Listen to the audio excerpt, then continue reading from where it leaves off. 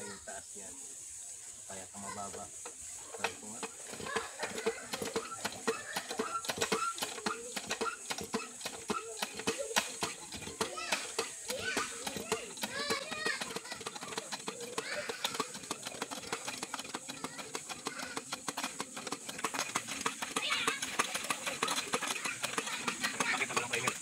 Lalagyan ng tubig.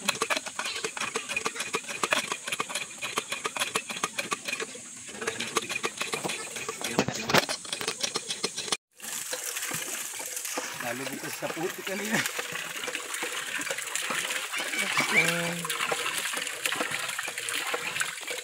Lalo bukas sa puti. Lasan ko yun. Ayan.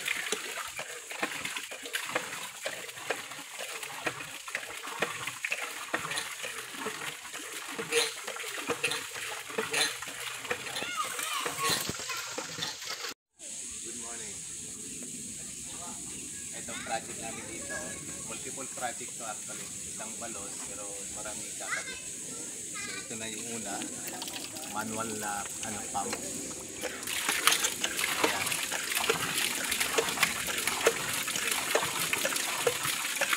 Manual na water na bomba. Ayan. So working na ito.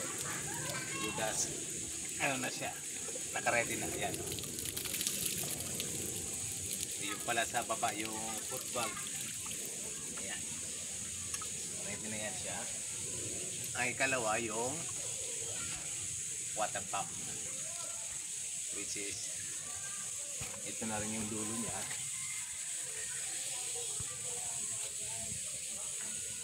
Naka-ready na rin ito.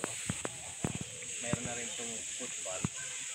At pinalutan ko muna ng tela. Kasi masyadong sa ito yun. Eh, kakabit siya doon sa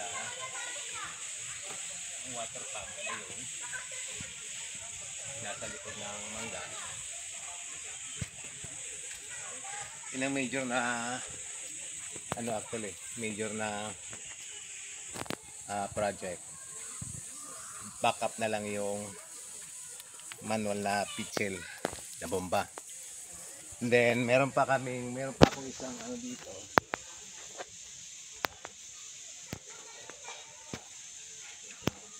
Medyo nagtagal dahil sa lalagyan ko ito ng drainage. Kakabit ko dito mga itong tubo na to.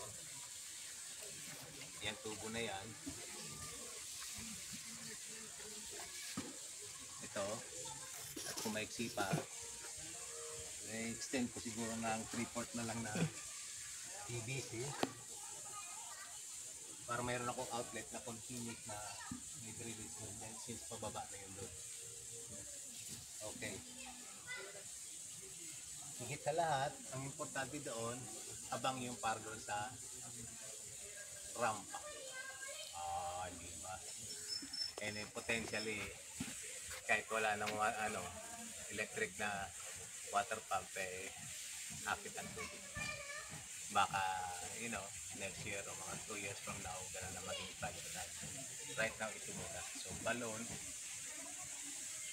at lalagyan ng manual na pitchel na bomba, then water pump para makapakit ang tubig. Alright, so iwanan ito ng ilang araw dahil nasa heavy na naman yung ulan. Ngayon tutuloy ba na muna ulit. Okay, so yun muna yung introduction. Siguro mamaya natin nakagawa ko mamaya.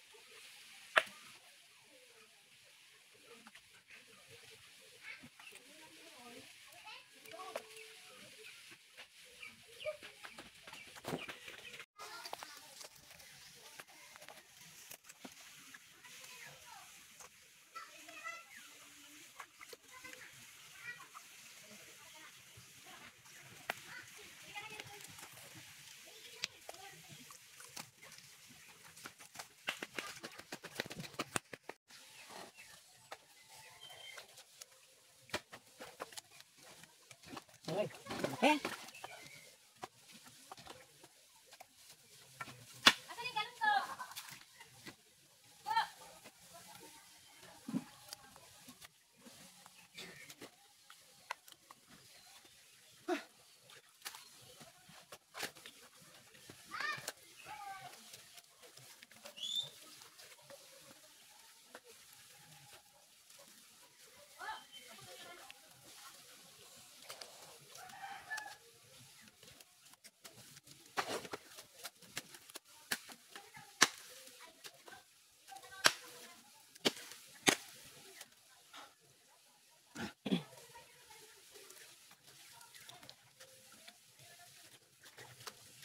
Kailangan mo ito nakapagpas na ba ito? Ha? Mabigat masyado na yan eh. Yan na. Dito na to. Dito tayo.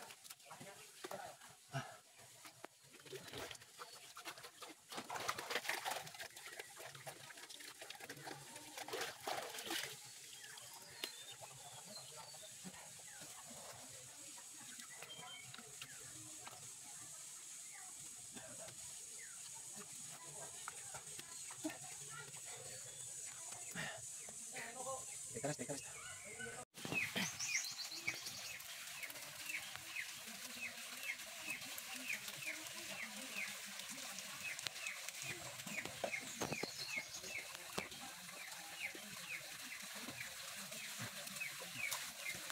Try ko kasi ng tubig para makasakit ko doon.